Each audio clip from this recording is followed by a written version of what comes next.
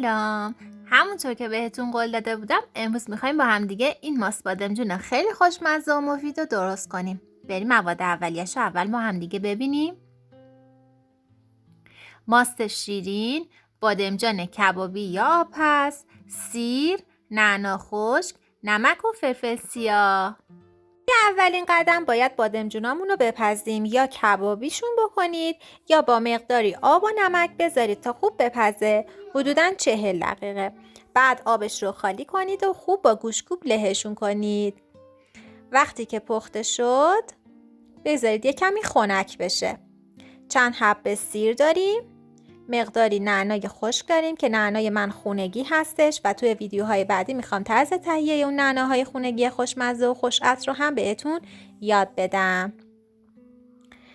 باید اول یکم ماست رو خوب هم بزنیم.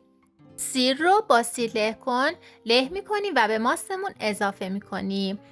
اگر به سیر حساسیت دارین میتونید سیر کمتری اضافه کنید یا اینکه از پودر سیر استفاده بکنید. بعد از اینکه آب بادمجون ها رو خالی کردم باز گذاشتمش روی شعله گاز تا یه کمی کبابی تر بشن. بادمجون های پوره شده رو هم اضافه میکنیم و خوب مخلوطشون میکنیم. چون ماست و بادمجون هر دو طبع سردی دارن، برای متعادل شدنش از مقداری نعنا و فلفل سیاه استفاده میکنیم. فقط یادتون باشه اگر از نعنای خشک بازاری استفاده میکنید حتما قبل از اینکه بریزین داخل ماست بشورینشون. یه کوچولو فلفل سیاه هم میزنیم و خوب باید همش بزنیم تا کاملا یک دست بشه.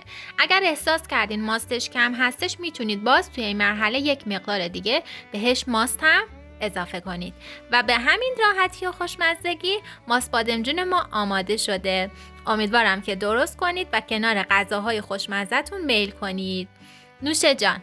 اگر از آموزش من خوشتون اومد لایک رو بزنید.